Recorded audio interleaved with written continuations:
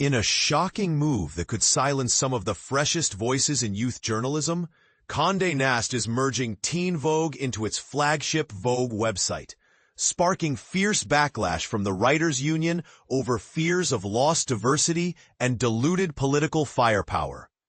Imagine a magazine that started out all about fashion and celebrities, but grew into a bold platform tackling real-world issues like politics, immigration, and climate change.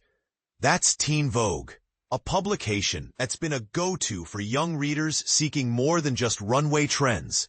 But now, under Condé Nast's consolidation plan, it's being absorbed into Vogue.com, and the News Guild of New York, along with its affiliate Condé United, is raising alarms. In an exclusive statement shared with The Hollywood Reporter, the unions are condemning the decision, arguing that it's a deliberate effort to weaken the magazine's award-winning, insightful reporting right when the world needs it most, especially for Gen Z and millennials navigating complex social landscapes.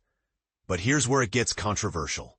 Is this merger about streamlining operations, or is it a calculated step to tone down progressive voices in media? Let's break this down step by step to make it clear, even if you're new to the world of publishing.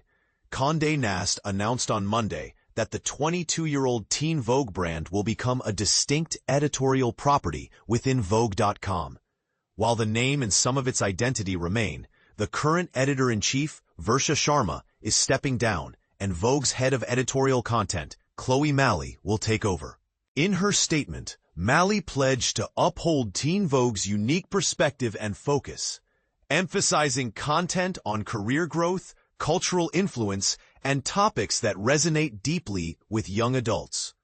Think articles on navigating first jobs, leading in a diverse society, or exploring mental health in the digital age, issues that directly impact today's youth. However, the unions paint a starkly different picture. They claim this shift is eroding staff diversity and muting the magazine's progressive edge. Specifically, management is planning to lay off 6 union members, the majority of whom are BIPOC, Black, Indigenous, and people of color, women or transgender individuals, including the politics editor.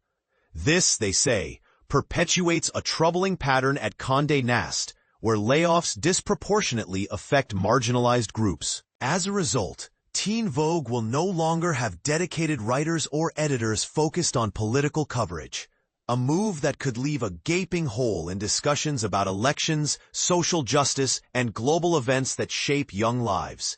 And this is the part most people miss. With only one woman of color now left on the editorial team, how can a publication truly represent the diverse experiences of its readership? To understand why this matters, let's rewind a bit. Launched in 2003 as a spin-off of Vogue, Teen Vogue initially spotlighted fashion and stars like Gwen Stefani and Beyoncé on its covers. It was fun, glamorous stuff under early editor Amy Astley.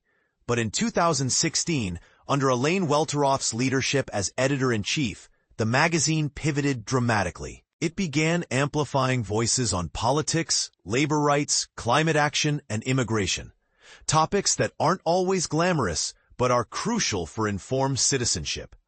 Even after ditching print in 2017, Teen Vogue continued to make waves with coverage on figures like Donald Trump, the Gaza conflict, and progressive candidates such as Zohran Mamdani. This evolution turned it into a powerhouse for progressive journalism, earning praise from across the industry for blending fashion with activism. The unions aren't backing down. In their statement, they demand transparency from Condé Nast leadership about Teen Vogue's future, insisting they deserve answers, not just for the staff, but for the millions of readers who rely on its content. We will get those answers, they vow, while standing firm on their rights under the collective bargaining agreement. They're fighting for fair treatment as workers and for the vital work they produce, which serves diverse communities and sparks important conversations. At the end of the day, this merger raises bigger questions about media consolidation in an era of shrinking outlets for diverse voices. Is prioritizing profit over inclusivity the right path for a company like Condé Nast? Or could this reorganization actually strengthen Vogue.com by infusing it with fresh perspectives? We invite you to share your thoughts. Do you see this as a necessary business decision or a loss for progressive media? Agree or disagree in the comments. Let's discuss.